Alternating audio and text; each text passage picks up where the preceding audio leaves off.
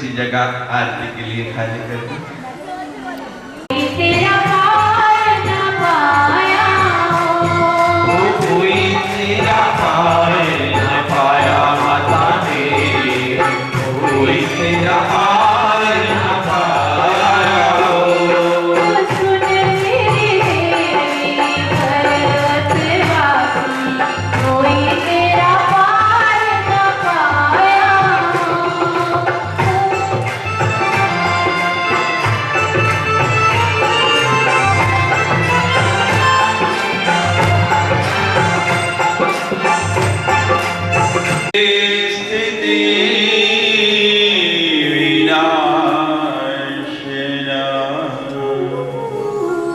शक्ति उदे सनातनी गुणाश्रय गुणे नारायणी नमोस्तुते।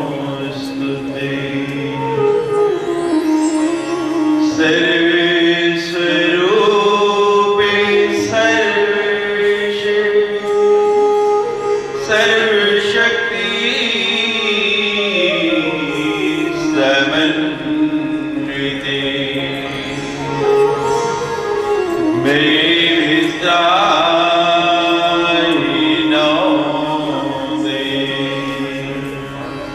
दुर्गे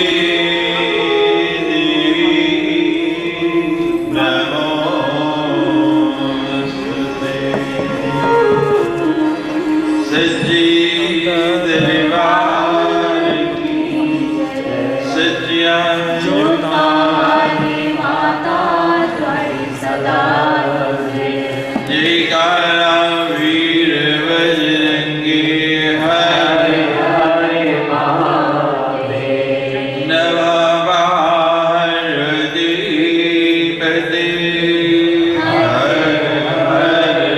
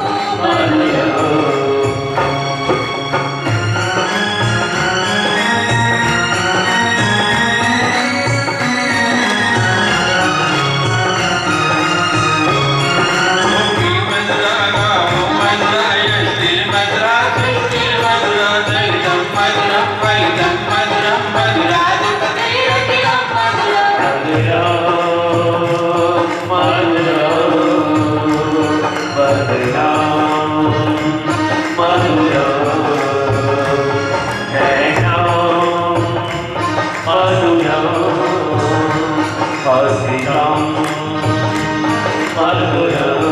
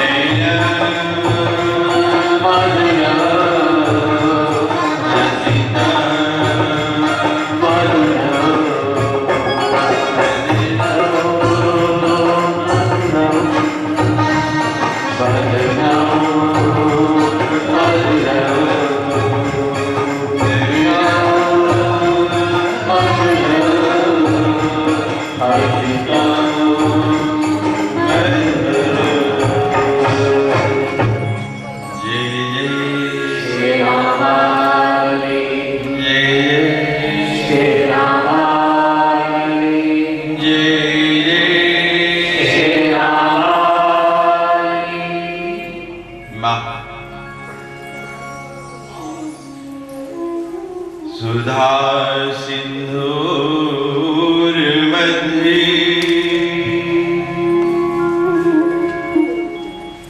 सुरविट पीवाटी परिवृते मणिद्वीपे निपो पवनवती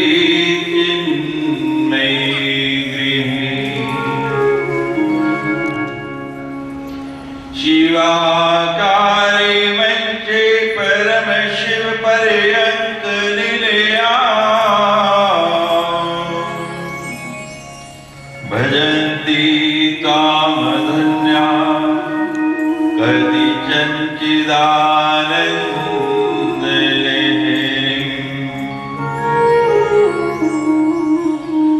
शिवे शक्ति युक्तो यदि भवति शक्ते प्रभुवितम् न च देवो न खलु कुशले स्पन्दितम् अपि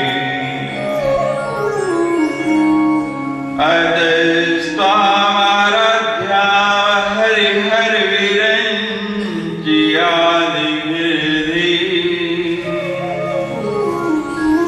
ऋणन्तु स्तोतुं वा कथं कृत पुण्य भवति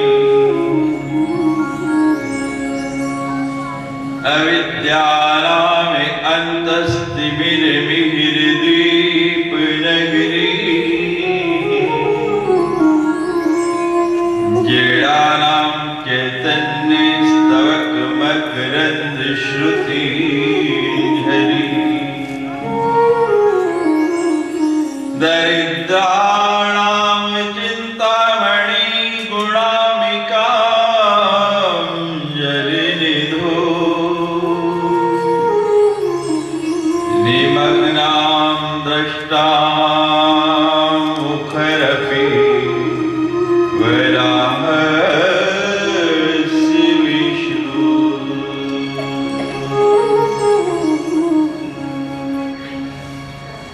सुधा सिंधुर मध्ये जहाँ चारों ओर सुधा का अमृत का समुद्र है, अमृत का सागर है,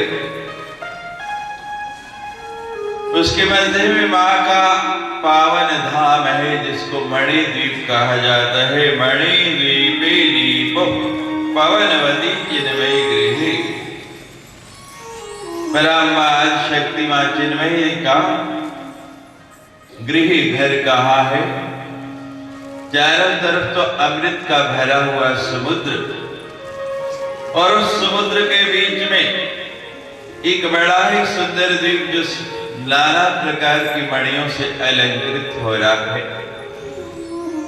और उस द्वीप के मध्य में पड़ा अम्बा मां आदि शक्ति का वो पावन धाम मणिद्वीपे, जिस द्वीप का नाम ही मणिद्वीप है। कथा के अंतिम सत्र में जब आप मणिद्वीप का वर्णन विस्तार से सुनेंगे, इतने प्रकार की मणियां कि जिनके नाम कोई जोहरी भी नहीं जानता।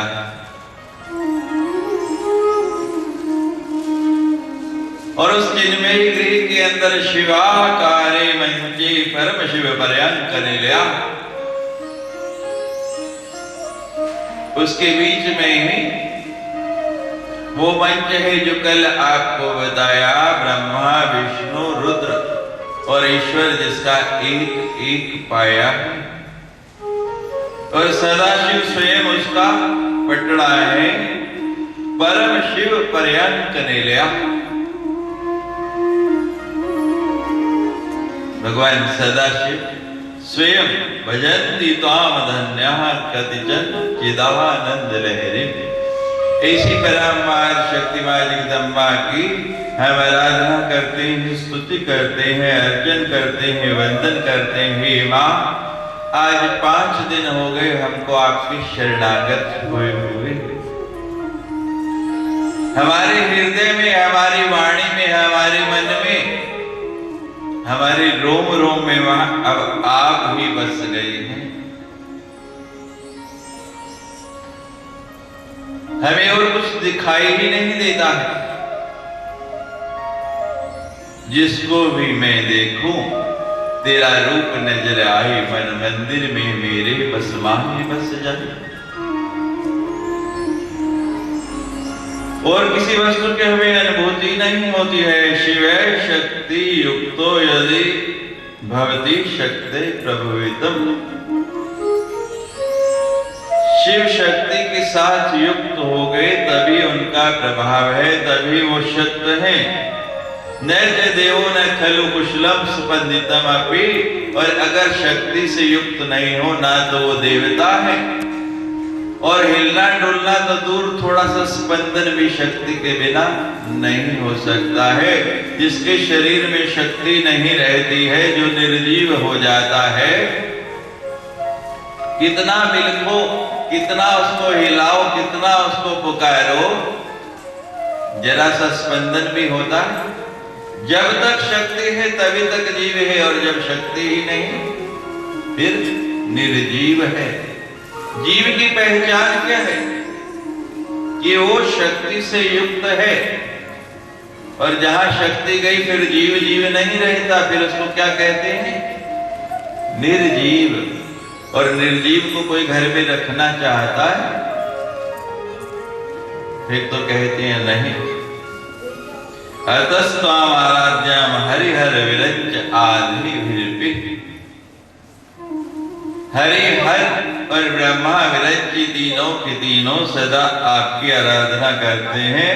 परंतु सो तुम कथम कृत पुण्य भवति, आपकी स्तुति तो क्या, बहुत दूर की बात है। केवल आपका नाम लेने से ही पुण्य का उदय हो जाता है, पुण्य फल प्राप्त हो जाता है। अविद्यानाम अंतस्तिमिर द्वीप नगरी, ये हमारा जो अंतस है ना, ये हमारा अंतर मन है। भाई कोई कार्य करता, कल की तरह कोई देवी इस ड्यूटी को ले लो, कार्य को ले लो, जब भजन होगा तब नमस्कार करने देना। कोई भी सेवा ले लो, सेवा परमो धर्मा, कोई देवी ये सेवा ले लो।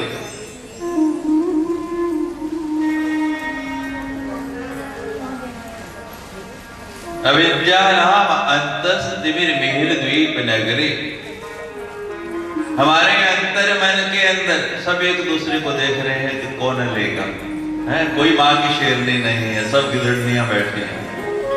जय जय जय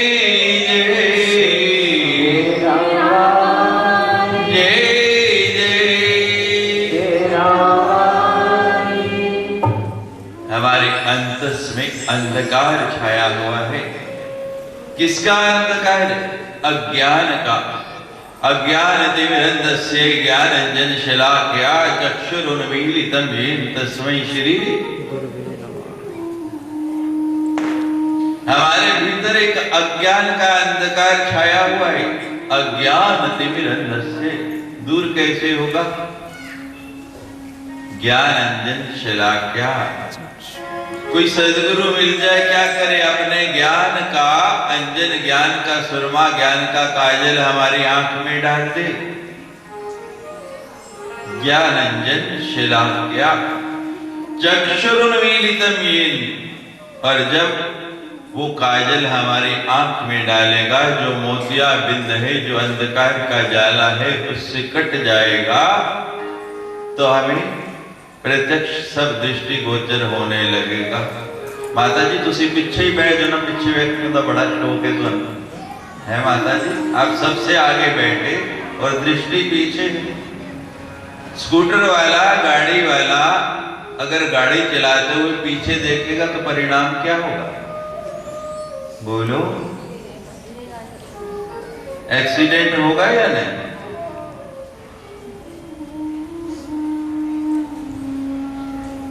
स्कूटर वाला, गाड़ी वाला जब यहाँ आ गए, आगे देखना शुरू कर दिया, इतनी सुंदर दोनों तरफ मां के चित्र हैं, इतनी सुंदर ज्योति जल रही है, साक्षात पराम्बा आपके सामने विराजमान है। इससे सुंदर भी कुछ पीछे दिख रहा है? बार बार मुड़ मुड़ के देखते। जब आगे की तरफ चल पड़े तो पीछे देखना छोड़ दो। मंजिल तभी मिलेगी जब आगे देखते हुए चलेंगे। यही अविद्या है।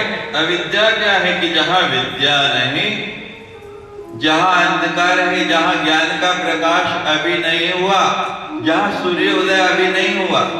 उल्लू को कहो ना कि सवेरा हो गया है, उठ, वो कहता है पागल हो गया है, अभी तो रात हुई है, अभी कहां सवेरा हुआ। जब दिन चढ़ता है सब लोगों का, तो उल्लू की तो रात प्रारंभ होती, उसकी तो वही रात है ना।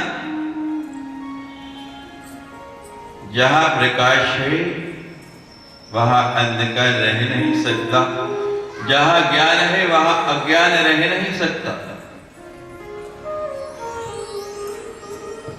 अगर अंधकार है तो इसका मतलब अभी प्रकाश नहीं हुआ, अगर अज्ञान है तो इसका मतलब अभी तक ज्ञान आया नहीं।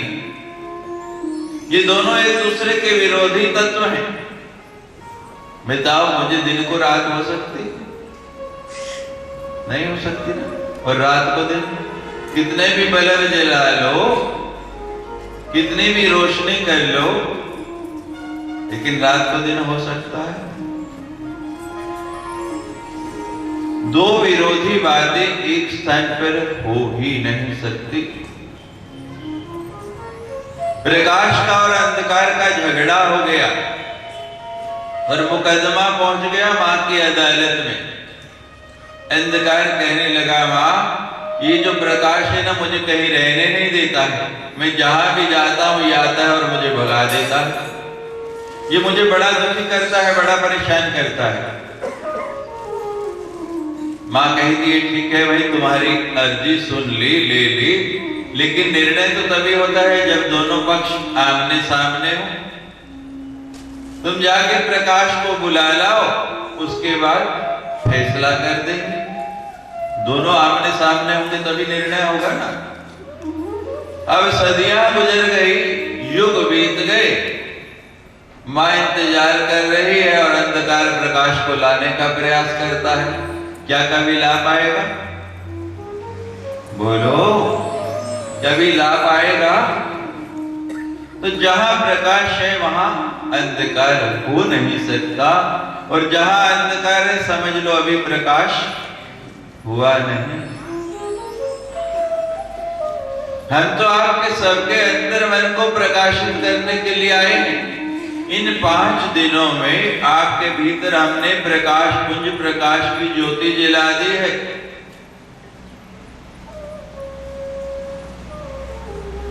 अब बल्ब भी लगा है, बिजली भी आ रही है, लेकिन स्विच ही नहीं दबाए तो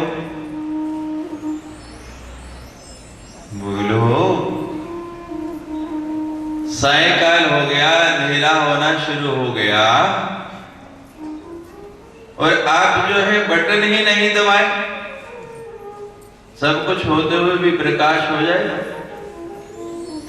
पीछे लागा जाए था लोक वेद के साथ, आगे से सतगुरु मिला और दीपक दीना। कोई सदगुरु मिल गया, अंधकार को दूर करने के लिए हाथ में दीपक रख दिया। हाथ में दीपक लिए चले जाते हैं, ठोकर लगी, गिर गए। कहा कि मेरे हाथ में तो दीपक था, फिर भी मैं गिर गया, फिर भी ठोकर लग गई, फिर भी चोट लग गई। क्यों लग गई? सदगुरु ने दीपक दे दिया जलता हुआ, ना तो उसमें तेल डाला, ना उसकी बत्ती बदली, तो उसने बुझना ही नहीं। ये दीपक देख के जा रहे हैं, आपको मां की ज्योति देख के जा रहे हैं, इसका सुमिरन करना यही तेल है। इसमें ये तेल डालते रहोगे तो ये जलता रहेगा और इसका विस्मरण नहीं होने देना, यही इसकी बत्ती है। इसको सदा स्मरण रखना और इसका जप करना। इसकी तेल और बत्ती रहेगी तो ये सदा जलता रहेगा। 4 दिन चले गए, 4 दिन बाकी हैं, हमने तो चले जाना। हमारा काम पूर्ण हो जाएगा, आपका काम शुरू हो जाएगा। अविद्यानाम अंतस्तिमिरमिहिर द्वीप नगरी।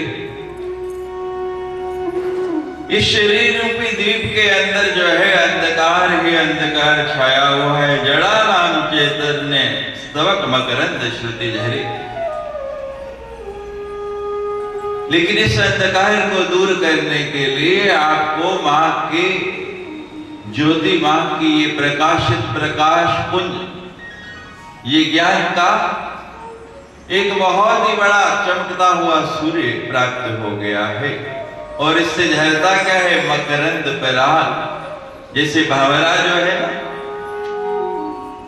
इसके लिए ललायित रहता है। द्विरेफ कहते हैं भ्रमर को। भ्रमर में 2 रेवाएं हैं। भ्रमर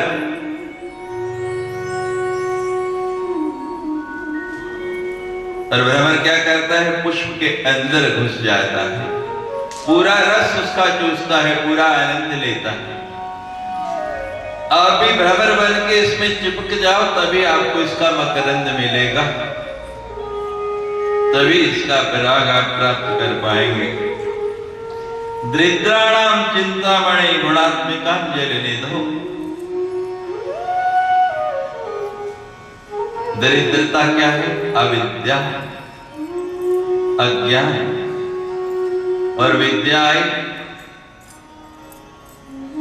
तो सबसे बड़ा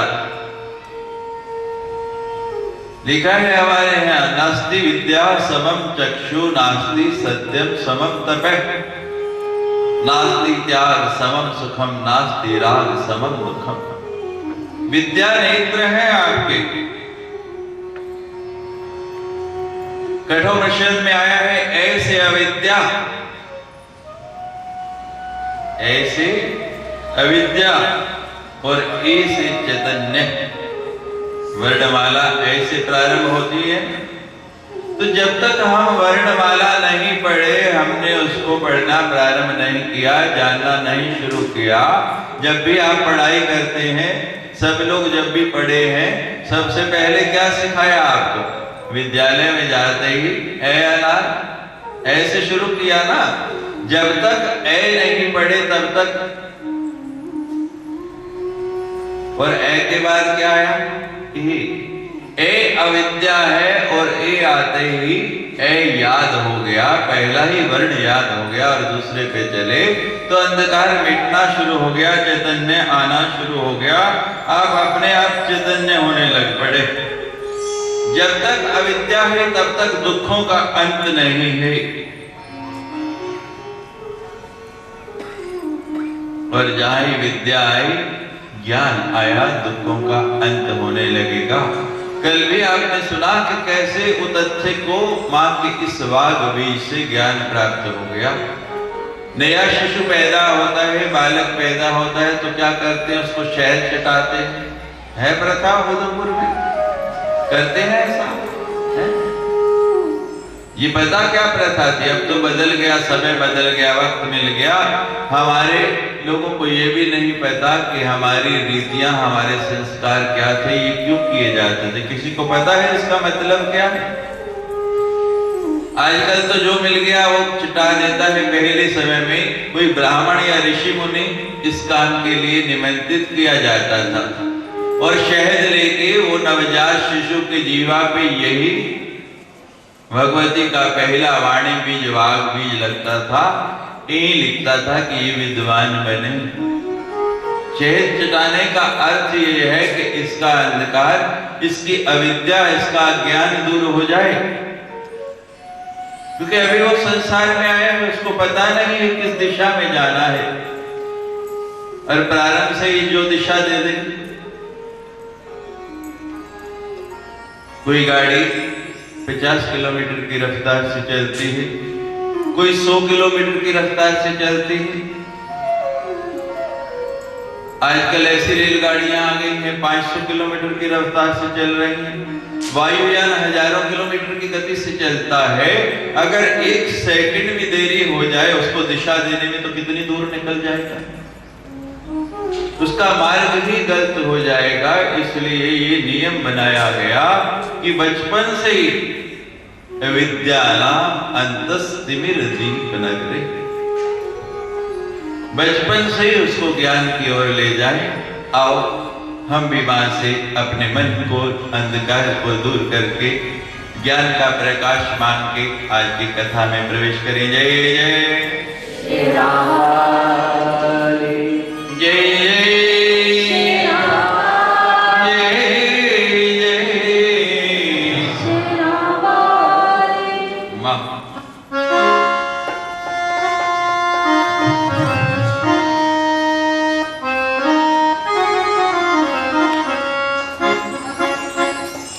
जय जय राम, जय राम, जय राम,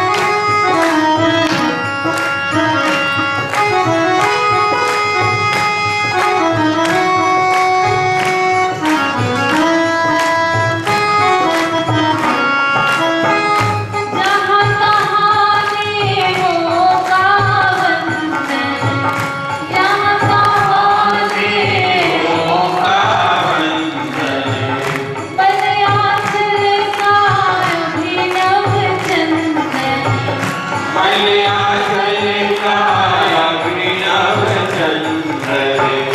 मेरे मन के उजड़े मन में गंगा में रो। मेरे मन के अंत तमस में ज्योतिर्मय उतरो। जय जय माँ, जय माँ, जय जय माँ, जय माँ। मेरे मन की अंत तमस में ज्योतिर्मय उतरो। जय जय माँ, जय जय माँ, जय माँ।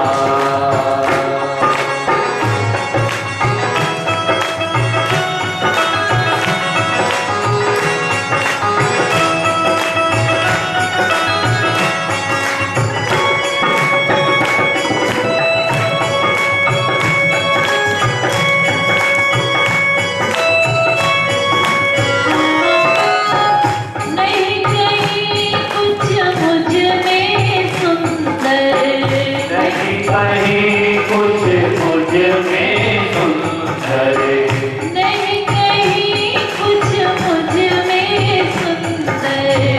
नहीं कहीं कुछ मुझ में सुंदर।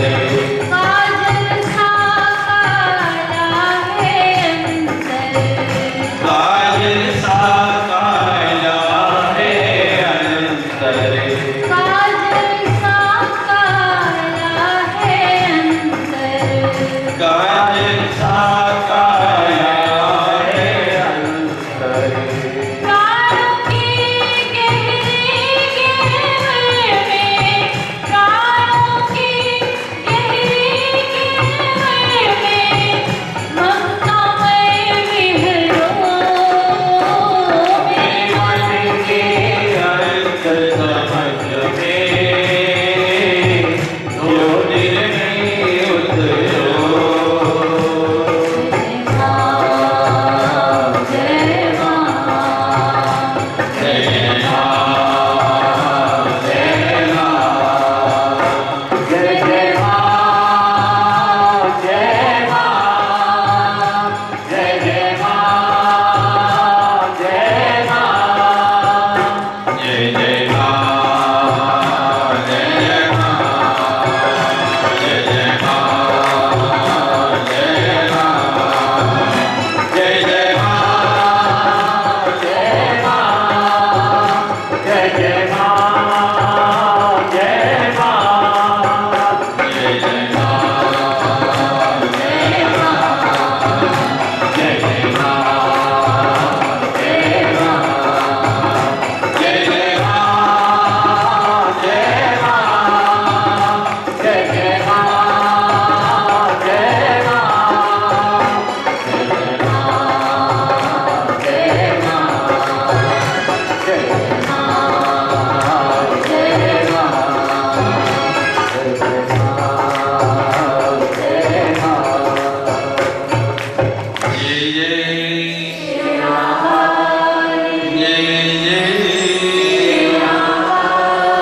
जय जय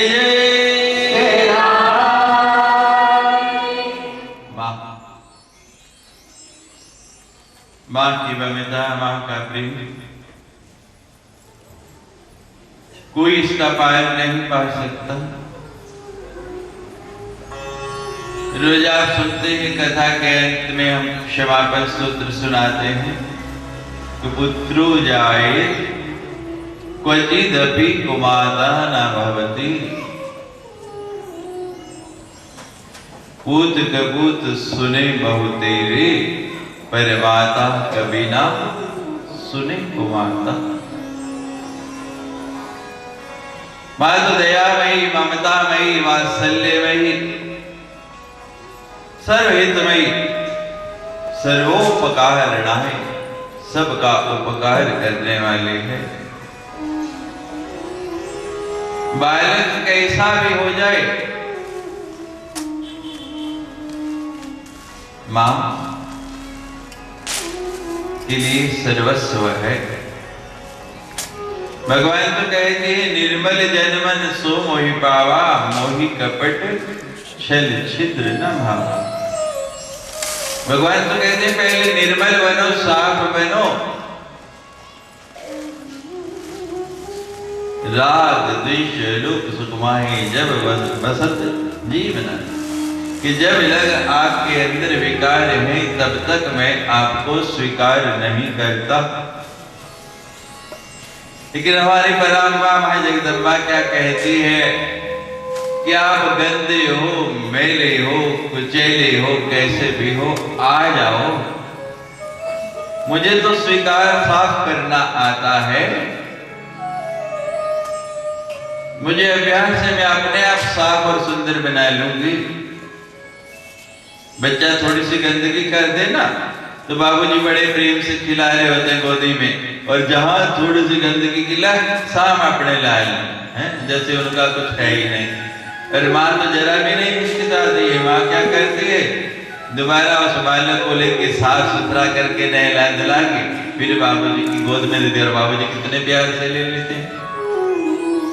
आप कैसे भी हैं, कोई चिंता की बात नहीं, मां की शरण में आ जाओ, मां अपने आप को आपको साफ सुथरा बना देगी। और जब साफ सुथरा हो जाएगी तो भगवान भी अपने आप स्वीकार करेंगे। एक ऐसी ही मां थी और उनका बेटा गलत संगत में पड़ गया, बुरी संगति लग गई। कल भी आपको बताया था कि जैसा करो संग और वैसा चढ़े रंग। जैसा संग करोगे वैसा ही रंग चढ़ेगा। काजल की कोठरी में की तो ही सियान हो जाए, एक लीक काजल की लागे भई लागे। काजल की खान में, कोयले के डिपो में कितने भी आप कपड़े बचा के चलो, कहीं ना कहीं लकीर लग ही जाएगी। गगन चढ़े रज पवन प्रसंगा, धरा की धूल सबके पांव के नीचे आती थी। लेकिन वायु का संग हुआ और वायु कहां उड़ा के ले गई, आकाश के ऊपर। संग का प्रभाव।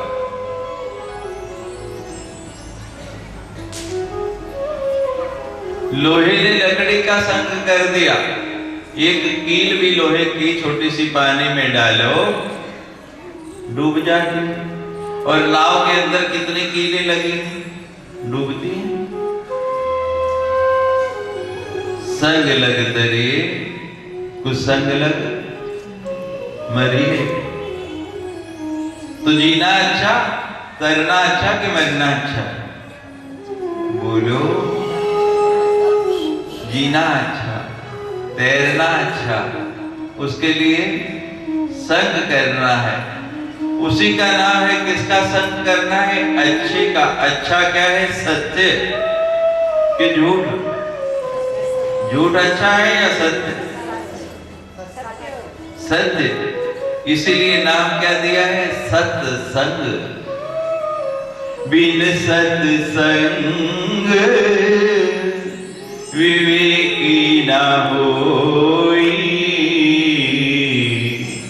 राम कृपा बिन सुलभ न सो।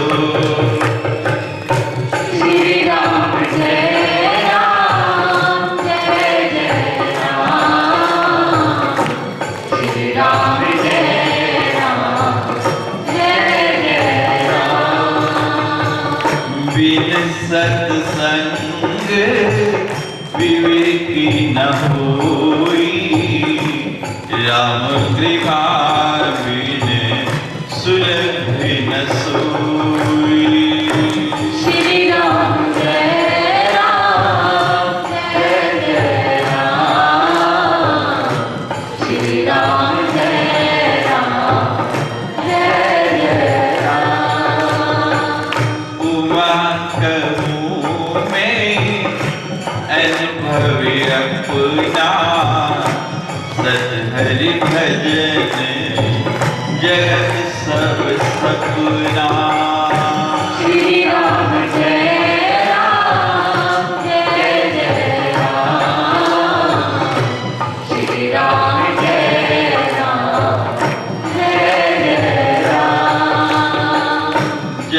बहुकाल करे सत्संगा, तब होई सब संशय भंगा।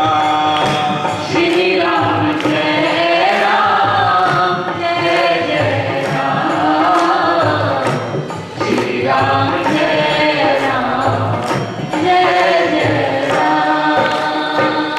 यही कलिकालिना साधन दूजा, जब तक तीरथ संयम होया। श्री राम जय राम जय जय राम, श्री राम जय राम जय जय राम। कलयुग केवल नाम आधारा, सुमिर सुमिर नर उतरे पाया। श्री राम जय राम जय जय राम, श्री राम जय राम जय जय राम।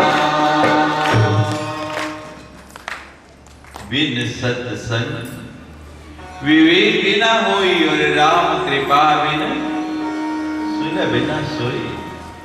बिना सत्संग के विवेक हो ही नहीं सकता, और सत्संग जब तक भगवान की कृपा नहीं हो जाए मिल ही नहीं सकता। मैं बार बार दोहरा हूं कि आप बड़े भाग्यशाली हैं कि आपको सत्संग मिला।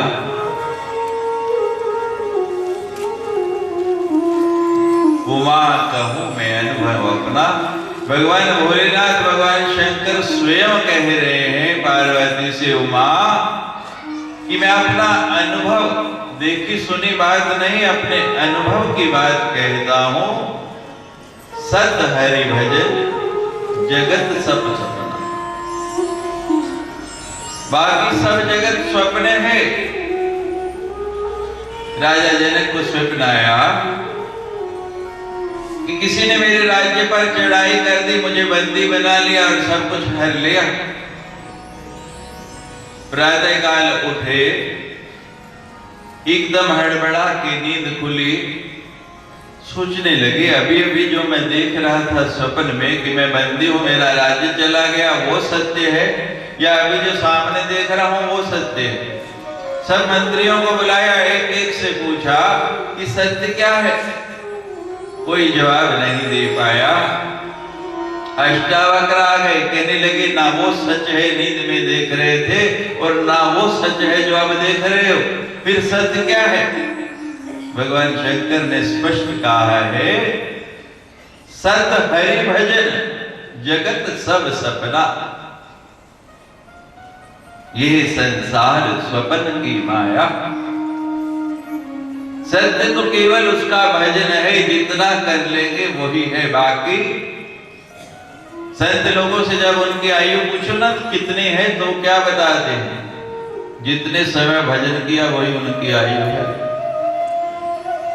और रामचरितमानस में ही बड़ा सुंदर चुपाई आई है, अस्की चला विभीषण जब ही आयुहीन भय सब तब, कि जैसे ही विभीषण गया लंका में सारे आयुहीन हो गए, यानी सब मर गए। किसी ने कहा कि विभीषण के जाने के बाद सब मरे नहीं, सब जीते रहे। अगर सब मर गए थे तो भगवान को युद्ध करने की आवश्यकता क्या रही। विभीषण जी कहते हैं ये भी कोई जीना है, जीना तो वही है जब भगवान का भजन हो रहा। जहां एक भी भगवान का भजन करने वाला है, उसका नाम लेने वाला है, वहां जीवन है। और जहां उसका भजन नहीं, वहां शमशान में भजन होता है, बोलो। लेकिन हमने तो यही देखा कि आजकल शमशान में ही होता है। जितनी देर लोग वहां बैठे रहते ना, राम राम राम राम करते, और जैसे ही बाहर निकले फिर सब भूल जाते। जब उसके साथ पीछे पीछे जा रहे हो तो क्या बोलते हो, क्या बोलते हैं? राम राम, जोर से बोलो, जोर जोर से बोलो। और जोर से बोलो। राम नाम सत्य है। सभी लोग ऐसे बोलते हुए जा रहे थे, राम नाम सत्य है, राम नाम सत्य है। तो कबीर जी जा रहे गुजर रहे, उन्होंने कहा भाई ये क्या बोल रहे हो? लोगों ने बता दिया क्या बोल रहे थे, राम नाम। कबीर जी कहने लगे जब राम नाम सत्य है, सब बोल रहे हो, तो ये जिसकी पालकी उठा के ले जा रहे ये क्यों नहीं बोलता? कबीर जी की तो खोपड़े ऐसे हैं। लोग कहने लगे महाराज ये कैसे बोलेगा? कहते क्यों गूंगा है? कहते नहीं गूंगा नहीं, ये पूरा ही गूंगा हो गया। कहते क्या मतलब? कहते ये मर गया। कौन नहीं बोलता? बोलो, कौन नहीं बोलता है? जो। अब आप अपने आप निर्णय कर लेना कि जब मैं जय बुलवाऊंगा कौन जीवित है और कौन। जय जय राम, जय जय राम, जय जय। बड़ा डर है मरने का, हम तो सारे ही बोल गए।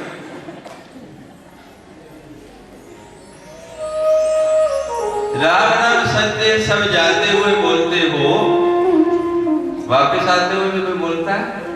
बाहर निकलते फिर दुनिया की बातें शुरू, फिर वही चर्चा शुरू।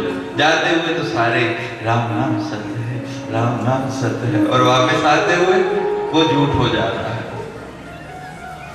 होता है नहीं ऐसा? बिल्कुल ऐसा ही है। सदा याद रखो सत्य हरि भजन, जगत सब सपना। और कहते हैं भवानी एक दो दिन में नहीं, जब बहुकाल करेंगे सत्संगा, तब होई सब संशय भंगा। जब बहुत समय तक सत्संग करोगी तब संशय हटेगा। उमा सदा भगवान के साथ रही, फिर भी संशय हो गया। भगवान स्वयं कह रहे हैं कि ये मेरे इष्ट हैं, भगवान है, लेकिन नहीं माने, भ्रम हो गया। और परिणाम क्या हुआ? जब निरंतर हर समय सत्संग करोगे तब संशय दूर होगा। और यही कलिकाल न साधन दूजा, इस कली में और कोई साधन नहीं बचा है। ना किसी पे समय है, जब तक व्रत नहीं कर सकता, लेकिन नाम लेने में तो कुछ नहीं लगता। कभी भी लिया जा सकता है, हर समय लिया जा सकता है।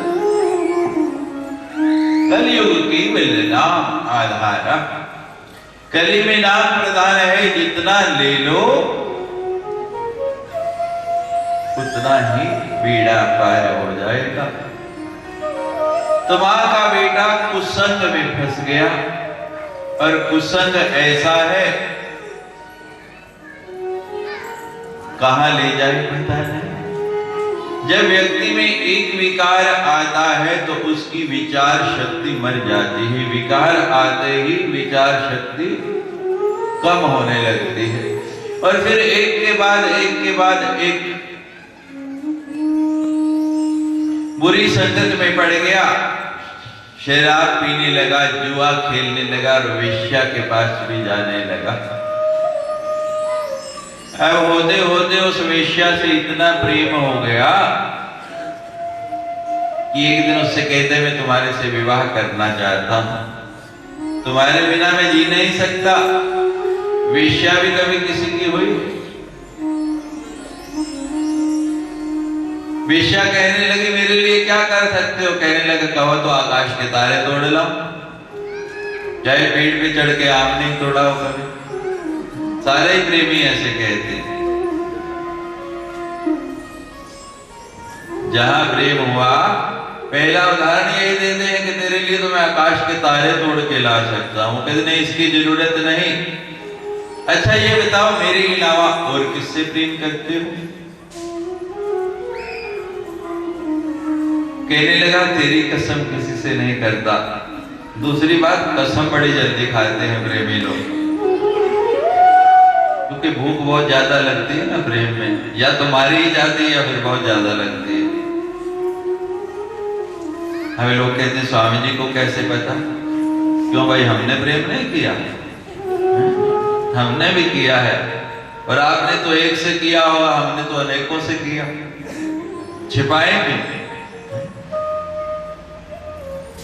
जहां भी हम जाते हैं, रोज नए नगर में जाना है, हजारों की तादाद में लोग आते हैं और हम तो सबसे प्रेम करते हैं, और अगर प्रेम नहीं होगा तो लोग आएंगे कैसे? कसम,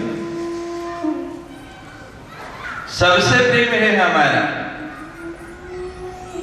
लेकिन निभाता कोई कोई। प्रेमी ने बतेरे प्रेम निभाने वाला। अब देखते हैं उधमपुर वाला कितने निभाते हैं, तो 9 दिन के बाद पता लगेगा ना। 9 दिन का प्रेम सब करते हैं हमारे साथ, 9 दिन के प्रेमी बहुत हैं।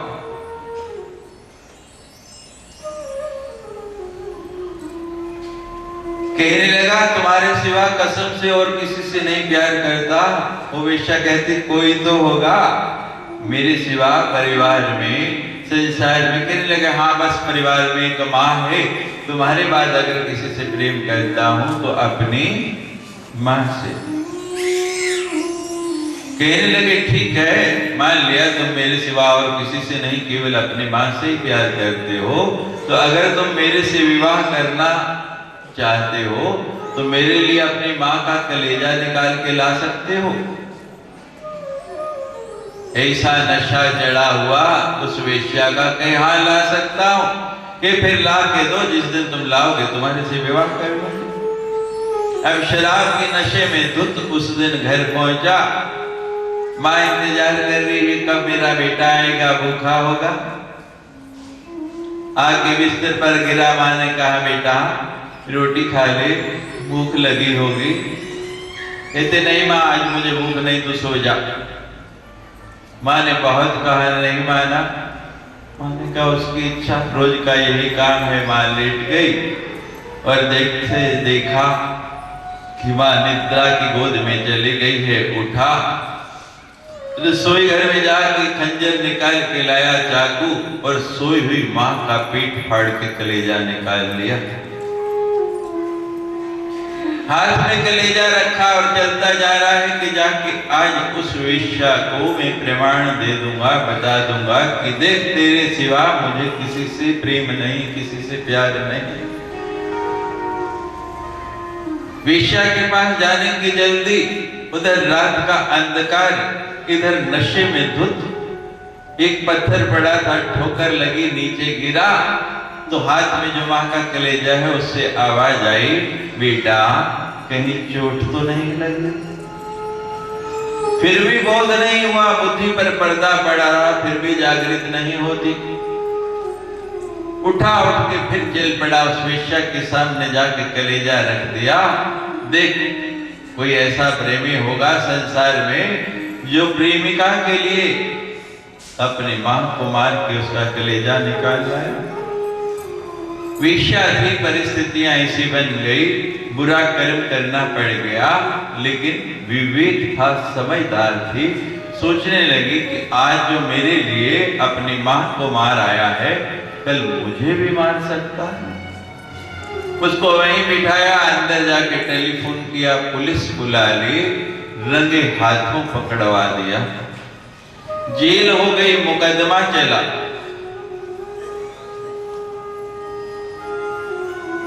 कई साल मुकदमा चलता रहा। आज फैसले का दिन है, आज निर्णय देना है। जज साहब कुर्सी पर बैठे हैं, वादी प्रतिवादी वकील अपनी अपनी बातें रख रहे हैं। साक्षी के तौर पर वो कलेजा लाया गया, अदालत में दिखाया गया, और वकील कह रहा है कि जज साहब ऐसे व्यक्ति को तो कम से कम फांसी की सजा होनी चाहिए, जिसने इतना नीच कर्म किया कि अपनी मां का कलेजा निकाल के एक वेश्या के लिए चल पड़ा। जज साहब ने कलम उठाई, फैसला लिखने लगे, तो अदालत में साक्षी के लिए वो जो कलेजा लाया गया उसमें से आवाज आती है, जज साहब मेरा बालक निर्बोध है, अबोध है, उससे गलती हो गई। जब आप सजा लिखने लगे तो फांसी नहीं उम्र कैद दे देना।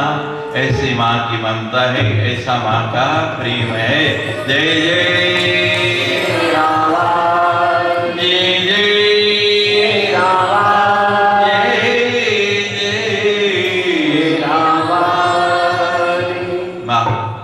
हमारे राजकुमार जी से एक भजन सुनेंगे। बहुत दिन हो गए, वो रोज मेरी ओर देखते, मैं समय नहीं दे पाता। और फिर रामावतार की थोड़ी कथा, कल रामावतार हुआ है, उसके बाद कृष्ण अवतार की ओर चलेंगे। लेकिन पहले एक बार जोर से माँ का जय घोष, जो जीवित हैं, जो अपने आप को मरा हुआ नहीं समझते, वो जरूर जय जय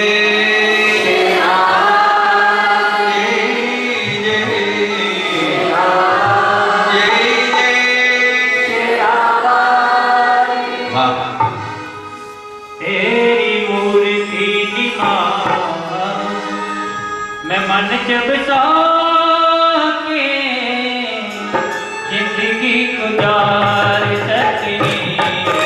तेरी मूर्ति निहार, तेरी मूर्ति निहार, तेरी मूर्ति वो मन च बसा जिंदगी गुजार सकनी। तेरी मूर्ति निवास, तेरी मूर्ति। जय जय जय